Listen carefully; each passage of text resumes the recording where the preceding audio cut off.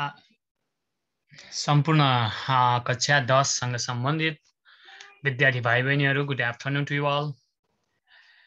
सदा झैं आज मैले यो पेन्डेमिक समयमा तपाईहरूलाई केही हदसम्म सहयोग होस् भनेर कक्षा 10 को विज्ञान विषय अन्तर्गत युनिट 1 फोर्थ च्याप्टरको केही भिडियो तयार गर्न गइरहेको छु। हजुरहरूलाई यहाँ पावर पोइन्ट सहित मैले केही भिडियोहरू देखाउँछु। Today we are starting new lessons.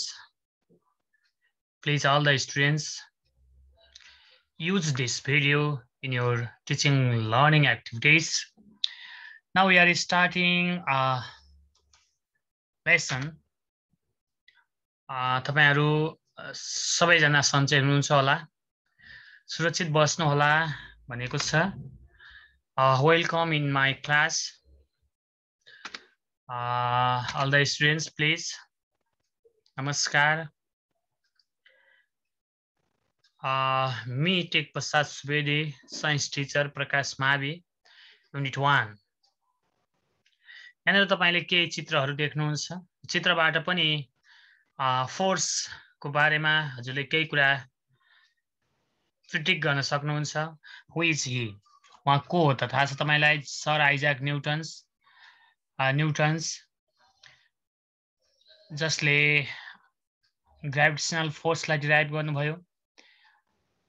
एउटा ग्राभिटी र ग्रेभिटेशनको बारेमा रिसर्च गर्नुभयो। He is Sir Isaac Newton. Now we are start our lessons. हामी हाम्रो लेसनको बारेमा छलफल गर्छौं। हामी यो आजको भिडियोमा हामीले ग्रेभिटेशनको बारेमा अध्ययन गर्नेछौं, जियोसेन्ट्रिक थ्योरीको बारेमा अध्ययन गर्नेछौं, हेलियोसेन्ट्रिक थ्योरी, त्यस्तै गरेर Newton's universal law of gravitation constants, gravitational field को बारेमा हामी यहाँ केही चर्चा गर्नेछौं। अल द स्टुडेन्ट्स, हामीले first is what is gravitation. Gravitation भनेको के हो हामी त्यसमा केही चर्चा गर्छौं। It is the force of attraction. Gravitation means force of attraction between any two bodies of the universe. It's called gravitation. युनिभर्समा भएका कुनै दुईवटा अब्जेक्टहरू बीचको एट्र्याक्सन फोर्स नै ग्रेभिटेशन हो। युनिभर्समा अत्यन्तै साना टाइनी अब्जेक्ट देखि एकदमै ठूला हामी सेलेस्टियल अब्जेक्टहरू छन्, तिनीहरू साना अब्जेक्टहरू बीचमा अथवा ठूला अब्जेक्टहरू बीचमा, साना र ठूला अब्जेक्टहरू बीचमा एट्र्याक्सन फोर्स हुन्छ, that is called gravitation. Now we are saying the next definition of gravitation. The mutual force. Gravitation is the mutual force of attraction between any two objects of the universe due to their masses. Let's discuss about geocentric theory. Geocentric theory को बारेमा हामी थोरै discuss गर्छौं। That is traditional theory. यो चाहिँ एउटा पुरानो theory पनि हो।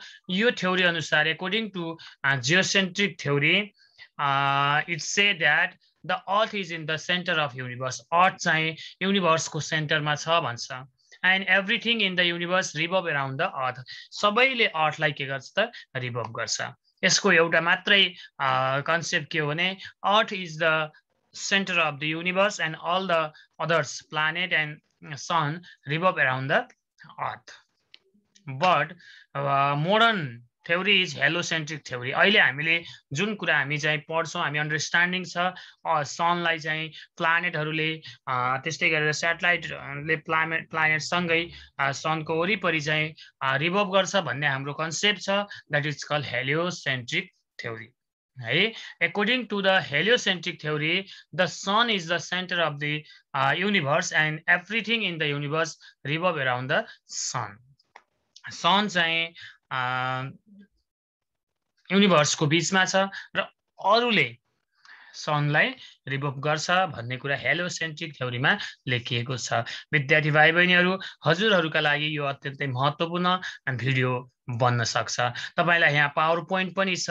हजुरले आफ्नो नोट कपीमा यी पावर पोइन्टमा लेखिएका कुराहरू हजुरले नोट गर्न सक्नुहुन्छ र पछि अफलाइनमा पनि हजुरले त्यसलाई पढ्न सक्नुहुन्छ। र विद्यार्थी भाइ बहिनीहरू यो पढेका कुराहरू यो विषयवस्तुहरू मैले मेरो युट्युब च्यानलमा अपलोड गर्ने नै छु। तपाईले लाइक सब्स्क्राइब कमेन्ट बेल रिङिङ गर्न नभुल्नुहोला। र विद्यार्थी भाइ बहिनीहरू तपाईले एकछिन सोच्न सक्नुहुन्छ, if Newtons won't come to the apple then apple must go to the Newtons. तपाईले सोच्नुस् र एकछिन ब्रेनस्टर्मिङ गर्नुस्। Now we are starting Newton's universal law of gravitation. Newton's universal law of gravitation. Universal law भनेको के हो त भन्दा it is acceptable for all the object in the universe. यो युनिभर्समा भएका tiny object देखि हेभी अब्जेक्ट सम्मका सम्पूर्ण अब्जेक्टहरूलाई यो एप्लिकेबल हुन्छ अथवा युजफुल हुन्छ। त्यसकारण चाहिँ यसलाई हामी के भन्छौँ त भन्दा न्युटन्स ल युनिभर्सल ल अफ ग्रेभिटेसन भन्छौँ। It is statement. र विद्यार्थी भाइ बहिनीहरू यहाँ यसले के कुरा भन्छ भने दुईवटा मासहरू छ, कुनै दुईवटा अब्जेक्टहरू छ, त्यो दुईवटा अब्जेक्टहरूको मासको प्रोडक्ट ग्राभिटेसनल फोर्स चाहिँ मासको प्रोडक्टसँग डाइरेक्टली प्रोपोर्सनल हुन्छ भने डिस्टेन्स तिनीहरू बीचको डिस्टेन्सको स्क्वायरसँग इन्भर्सली प्रोपोर्सनल हुन्छ भन्ने कुरा न्युटन्स युनिभर्सल ल अफ ग्रेभिटेसनले भन्छ। Statement the force of gravitations between any two bodies is directly proportional to the product of their masses and inversely proportional to the square of distance between their centre. र students, you should remember two relations. The force of gravitation between two objects is directly proportional to the product of their masses. It means gravitational force F is directly proportional to the m1 into m2. And that gravitational force is inversely proportional to the square of distance between their center. D square सँग gravitational force inversely proportional हुन्छ। Mathematically it is written as F is directly proportional to the m1 into m2 and F is inversely proportional to the 1 by d square. These two are the relations. यही दुईवटा रिलेसनलाई बुझ्न सक्यो भने हामी Newton's universal law of gravitation बुझ्न सक्छौँ। र students, यसलाई हामी प्रुभ गर्न पनि सक्छौँ। Let's two body of masses m1 and m2 be separate by a distance d। अब अगाडि हामीले देखाइएका दुईवटा बडीहरूको मासलाई हामी m1 kg र m2 kg बनाऊ र यिनीहरू बीचको डिस्टेन्सलाई d ले डिनोट गर्यौं भने according to Newton's universal law of gravitation, the force of gravitation between two bodies is F is directly proportional to the it is directly proportional to the product of their masses.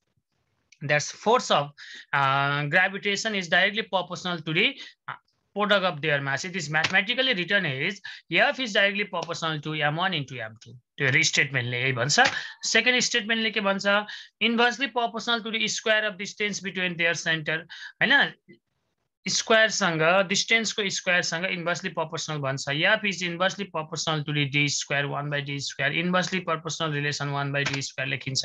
अब हामी माथि F directly proportional m1 into m2 equation 1 र inversely proportional to the d square भएको equation 2 लाई हामी combine गर्यौं भने यो दुईवटा F बाट हेर्नुस् त, F र F बाट F आउँछ, डाइरेक्टली प्रोपोर्सनल भयो, माथि m1 m2 भयो र तल d square भयो। यसरी हामी यसलाई कम्बाइन गर्न सक्छौं र हामी यो डाइरेक्टली प्रोपोर्सनलको प्रोपोर्सनल साइनलाई आउट गर्नको लागि, हटाउनको लागि, यसलाई इक्वल टु मा कन्भर्ट गर्नको लागि we should use the some constants. हामी क्लास 9 मा F equal to ma derive गर्दाखेरि के कन्स्टेन्ट युज गरेका थियौं, यहाँ g कन्स्टेन्ट युज गर्यौं।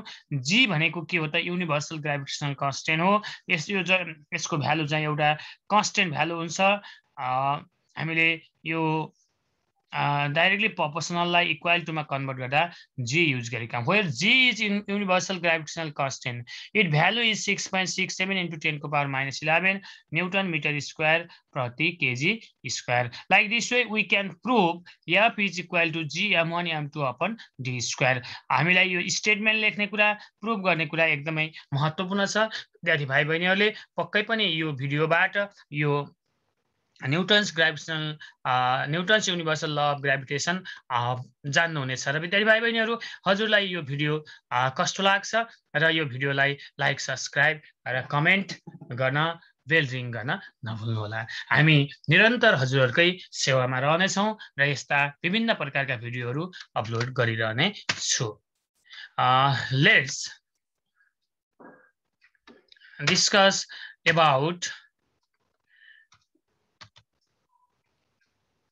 Newton's gravitational constants. हामी ग्राभिटेशनल कन्स्टेन्टको बारेमा डिस्कस गर्छौँ र विद्यार्थी भाइ बहिनीहरू F is equal to G m1 m2 upon d square यो हाम्रो फर्मुला हो। यदि if m1 is equal to 1 kg, m2 equal to 1 kg and d square equal to 1 kg लाई हेर्नुस् त हामीले m1 लाई 1 kg, m2 लाई 1 kg, d लाई 1 मिटर र g लाई हामी g को भ्यालु त कन्स्टेन्ट हुन्छ 6.67 into 10 को पावर -11 न्यूटन मिटर स्क्वायर प्रति केजी स्क्वायर लाई हामी युज गर्यौं भने पक्कै पनि हामीले यिनीहरुको भ्यालु पुट गर्यौं भने f इक्वल टु g पाउँछौं र f इक्वल टु g हुन्छ र g को भ्यालु 6.67 into 10 को पावर -11 न्यूटन हुन्छ।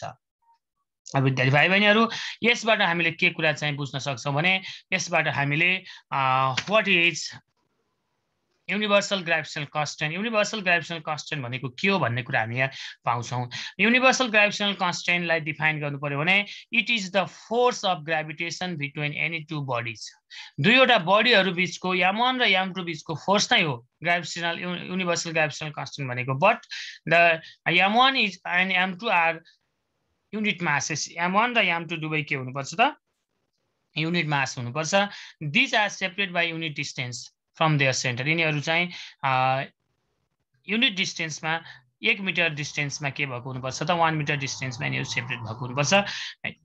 दुईवटा मासहरु 1 केजी का दुईवटा मासहरुलाई 1 मिटर डिस्टेन्समा सेपरेट गर्दाखेरि जति ग्राभिटेशनल फोर्स हुन्छ त्यही नै के हो त भन्दा युनिभर्सल ग्राभिटेशनल कन्स्टेन्ट हो। It is scalar quantity.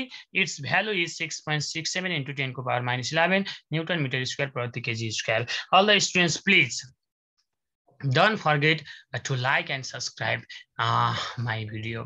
र यो महत्त्वपूर्ण विषय हो विद्यार्थी भाइ बहिनीहरु। हामीलाई यहाँबाट धेरै क्वेशनहरु सोध्न सक्छौं। What is universal gravitational constant सोध्न सक्छौं। In which conditions and gravitational force is equal to universal gravitational constant भन्न सक्छौं हैन। What is the value of universal gravitational constants what is the value of gravitational force when two unit masses are kept separated 1 meter distance भनेर भन्न सक्छ। what is the value of acceleration universal gravitational constant भन्न सक्छ। what is the unit of universal gravitational constant भन्न सक्छ। then you can write। र विद्यार्थी भाइ बहिनीहरु यहाँबाट हामीले धेरै कुराहरु सिक्न सक्छौं। र विद्यार्थी भाइ बहिनीहरु आज विशेष गरेर हामीले के कुराहरु पढ्यौं त भन्ने कुरा अहिले पछाडी हामी छलफल पनि गर्नेछौं। अब आउँछ gravitational field. The space around a heavenly bodies up to where another mass experience it influence or gravitational force is called gravitational field। gravitational field भनेको के हो त भन्दा हेभेनली बडीज को एउटा चाहिँ स्पेस हो जहाँ ग्राभिटेशनल फोर्स चाहिँ फेल हुन्छ। त्यसलाई चाहिँ ग्राभिटेशनल फोर्स को असर चाहिँ त्यहाँ देखिन्छ, त्यसलाई ग्राभिटेशनल फिल्ड भनिन्छ। Students please that is your assignment. यो अगाडि मैले पढाइसकेपछि हजुरहरूले घरमा बसेर भिडियो हेरिसकेपछि भिडियोबाट यो असाइनमेन्ट हजुरले गर्न सक्नुहुन्छ। र यसमा चाहिँ आज हामी विभिन्न विषयवस्तुहरू अध्ययन गरेका छौं र विद्यार्थी भाइ बहिनीहरूलाई फेरि वन्स अगेन म के कुरा भन्न चाहन्छु भने यो भिडियो तपाईहरुको लागि अत्यन्तै उपयोगी हुन्छ। तपाईहरुले आफ्नो ग्रुपमा शेयर गरिदिनु होला, लाइक सब्स्क्राइब गर्न नभुल्नु होला र बेल रिङ पनि गर्नु होला। यो आज हामीले केही विषयवस्तुहरू एकदमै भिडियो मार्फत हजुरहरूलाई दिने प्रयास गरेको छु। मैले आज ग्राभिटेसन भन्ने पढाएँ, जियोसेन्ट्रिक थ्योरी, हेलोसेन्ट्रिक थ्योरी अनि न्यूटन्स युनिभर्सल ल अफ ग्राभिटेशन्स, त्यस्तै गरेर ग्राभिटेशनल कन्स्टेन्ट र ग्राभिटेशनल फिल्डको बारेमा यो भिडियोमा देखाउन खोजिएको छ। Thank you all the students, please use this video in your study। thank you